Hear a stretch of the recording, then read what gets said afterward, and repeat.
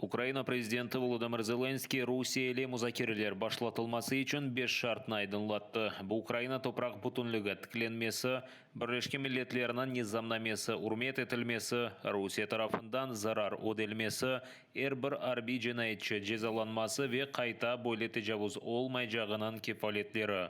Bu şartlarını Zelenskiy video müracaatında açıkladı. Onun sözlerine göre herkes Rusya tecavüzü toxtatılmasına, iklim проблемаларына yanaşkanı gibi yanaşmalı.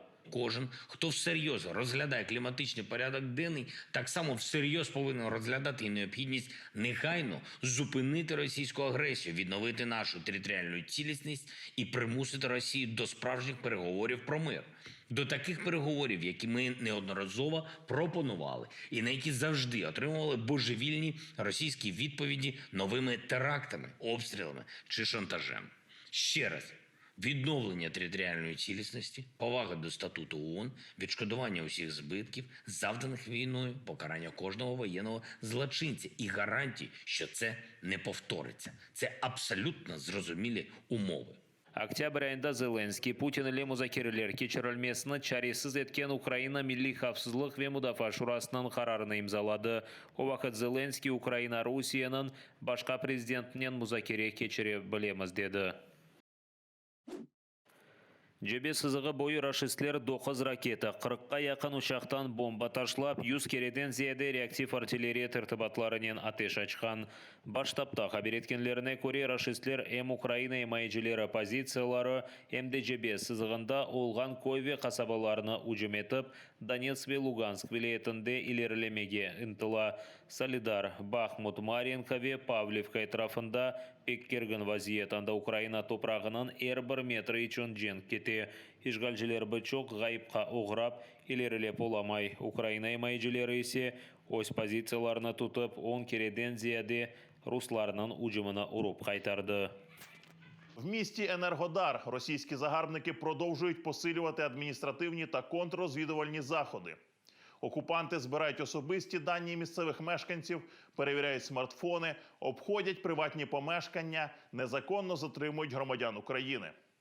В районі населеного пункту Новософіївка Херсонської області угрупування окупаційних військ посилено підрозділом з території Чеченської Республіки, що долучився до пограбування місцевих мешканців та їх помешкань.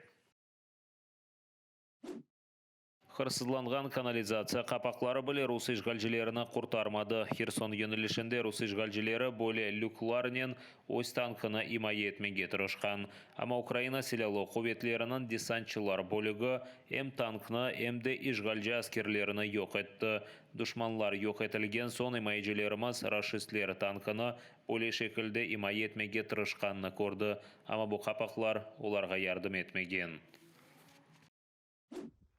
Тақиқатчы, криминалист ве саперлар Херсон вилаетінде кеченлер азат етілген Велика Александрівка қасабасында Русия япқан арби жинайетлер белгіленмесінен оғраша.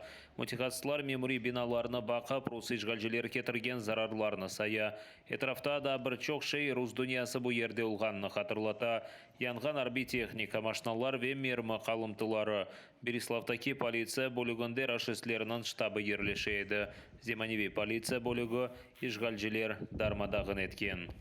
Крім того, проводиться подальша робота з місцевим населенням, яке перебувало в окупації та було свідками вчинення всіх цих злочинів.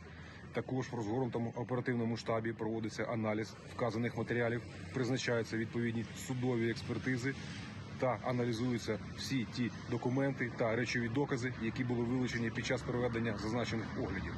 Ерлі сакинлер тезже өз евлеріне қайтып olması için полиция xadimleri yol, köprülер ve tarla yollarına bakıp çıqa. Çünkü işgalciler qaçqаны vaqt patlayıcı aletler qaldıra bilgendir. Xerson vilayetinden azat etilgen kısmında kenede tehlikeli. Saperlar her bir kvadrat metr topraqına bakıp çıqa. Patlamagan mayın, mermiler ve raketalarını yok etti. Проведене знищення уже небезпечних боєприпасів, зокрема 40 одиниць танкових снарядів 125-го калібру, осколочно-фугасних 40 штук, плюс ПТУР, який не спрацював. Знищено методом контрольованого підриву.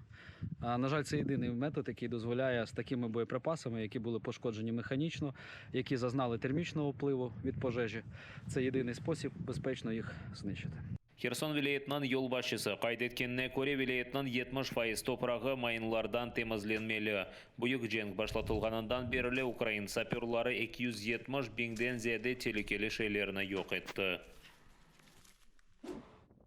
Руслар пекашыға, чүнки kopar Украина женебінде женклешкен рус арбелеріні силяве техниканен темин етілмесі үшін пек зарурдыр. Ишгалжилер веран олған yolынан бір yol ағандан әрекетіні декабрінің 5-не қадар. Екінші yol ағына есе декабрінің 20-не қадар яңылатмаға планлаштыра. Бұндан сон тамиржилер kopарының сол тарафындаки kopar қысмынан тамираны башлатажақ. Ишлеріні кележексене мартынан сонына қадар бітірмеге умыт етелер. Kopарының демір yol қысмынан екі бөлігінен деңіштірілуіні кележексене күзде бітірмеге планлаштыралар. Бір патлав ақыбетінен ишгалжилер бір ел деваманда оғырашы жақ.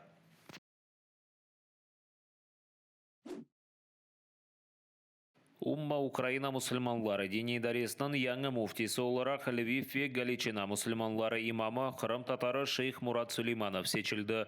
О 32 яшында Қырымда доғды.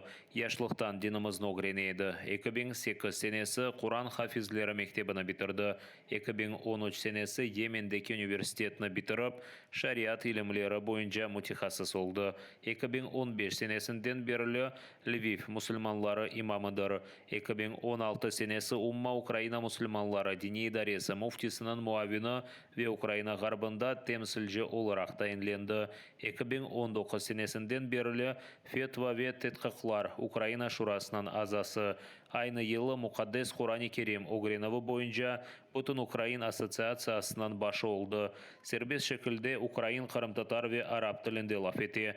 Мурат Сулейманов бұл вазифеде қызмет еткен Саид Исмагилов еріне тайынленді. О 2 оларақ женге кетті.